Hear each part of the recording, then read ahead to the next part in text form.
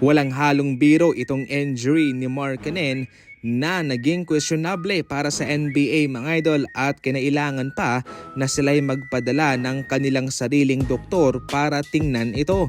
Ayon sa pinakalitas na impormasyon, itong si Markkanen ay hindi muna makakalaro ng 2 linggo bago ito magkaroon ng re-evaluation para masuri ang kalagayan ng kanyang baywang.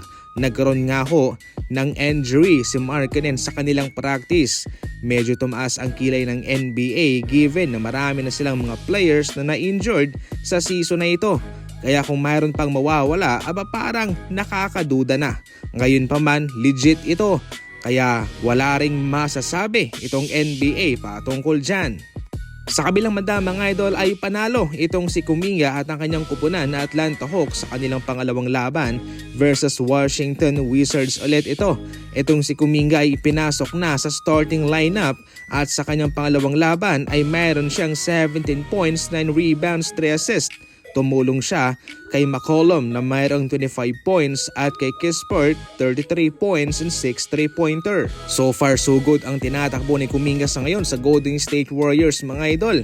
Ipinagmamayabang niya na maganda na sa ngayon ang kanyang inilalaro kumpara sa Golden State Warriors.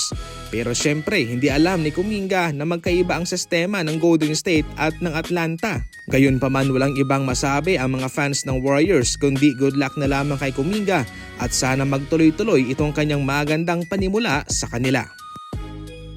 Nasa Golden State Warriors naman ang pabor para manalo sa kanilang laban kontra Los Angeles Lakers. Babalik kasi itong si Kristaps Porzingis. Alam nating mayroong magandang impact ang kanyang positibong debut sa kanila. Samantalang hawak din sa ngayon ng Golden State Warriors ang momentum. Mainit ang kanilang mga scorer, mainit ang kanilang mga shooter.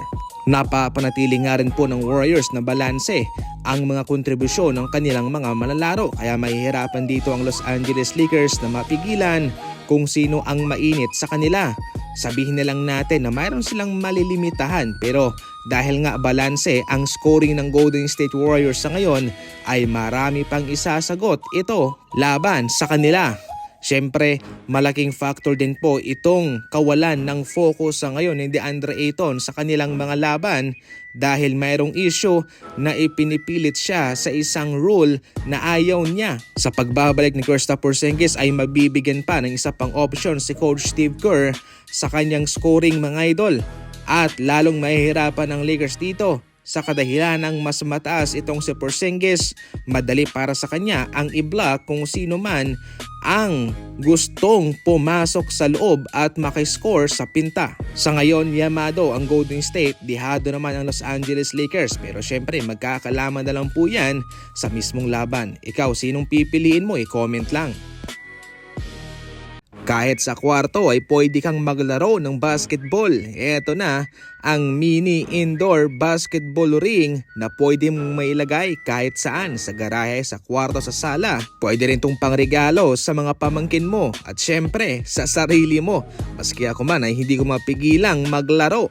Syempre para makabili, nasa comment section lang ang link.